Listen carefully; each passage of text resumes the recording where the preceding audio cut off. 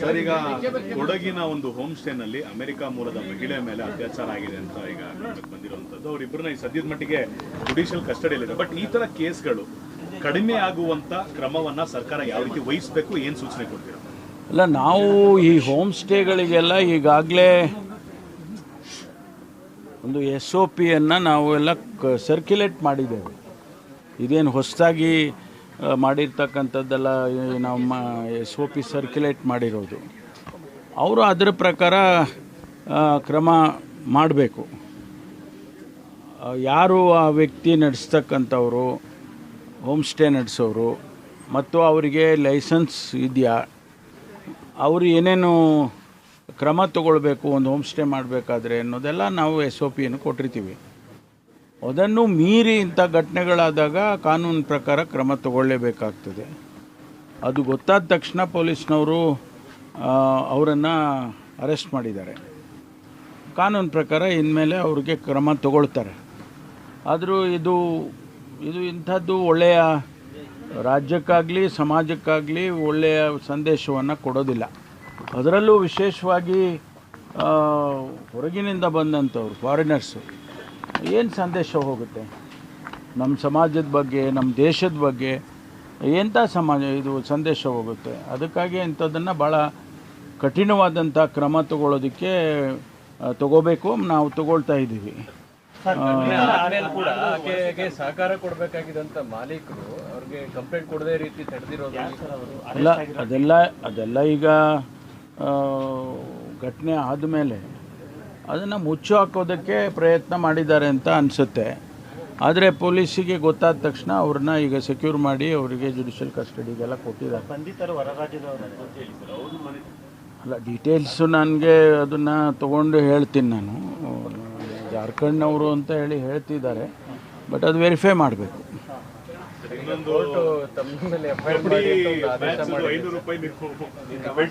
ನೋಡಿ, ಈಗ ಅದ್ರ ಬಗ್ಗೆ ಹೆಚ್ಚು ಮಾತಾಡಿದರೆ ಸರಿ ಕಾಣಿಸಲ್ಲ.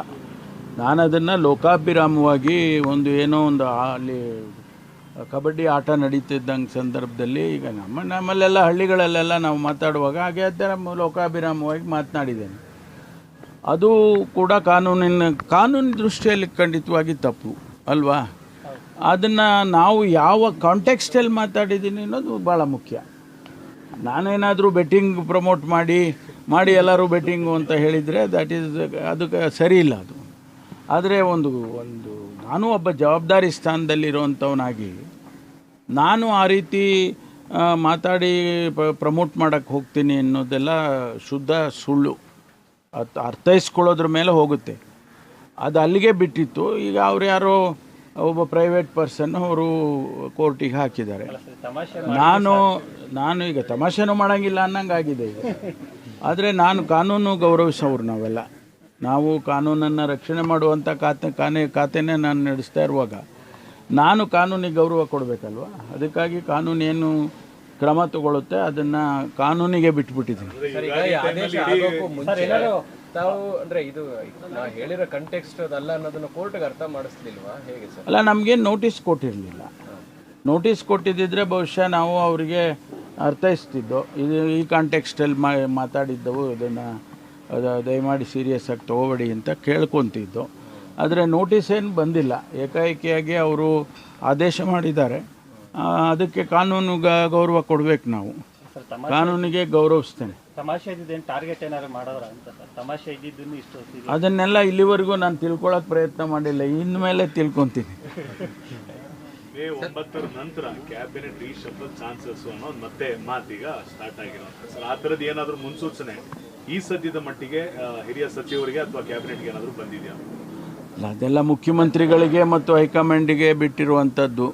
ನಾವು ಹೇಳಿದರೆ ಅಪ್ರಸ್ತುತ ಆಗುತ್ತೆ ಅದು. ಆದ್ದರಿಂದ ಮುಖ್ಯಮಂತ್ರಿಗಳು ಮತ್ತು ಹೈಕಮಾಂಡ್ನವರು ಏನು ತೀರ್ಮಾನ ತಗೊಳ್ತಾರೋ ಅದು ಅವರಿಗೆ, ಅದರಂತೆ ನಾವೆಲ್ಲ ನಡ್ಕೊಳ್ತೀವಿ ಅಷ್ಟೇ. ರಾಜಣ್ಣ ಅವರು ಒಂದು ಮಾತು ಹೇಳಿದ್ದಾರೆ, ಮುಖ್ಯಮಂತ್ರಿಗಳ ಅಸಹಾಯಕತೆಯಿಂದ ಯಾರು ಮಾಟಮಂತ್ರ ಮಾಡಿರುವಂಥ ಶಂಕೆ ಇದೆ, ನಾನು ಇನ್ವೆಸ್ಟಿಗೇಷನ್ ಮಾಡ್ತಾ ಇದ್ದೀನಿ ಅಂತ. ರಾಜಣ್ಣವರಿಗೆ ಮಾಹಿತಿ ಇರ್ಬೋದು, ಏನು ಗೊತ್ತು, ರಾಜಣ್ಣವ್ರಿಗೆ ಮಾಹಿತಿ ಇರ್ಬೋದು. ಯಾರಾದರೂ ಮಾಟಮಂತ್ರ ಮಾಡೋದು ಆ ಥರದ್ದು ಏನಾದರೂ ಅವ್ರಿಗೆ ಯಾರಾದರೂ ಹೇಳಿದರೆ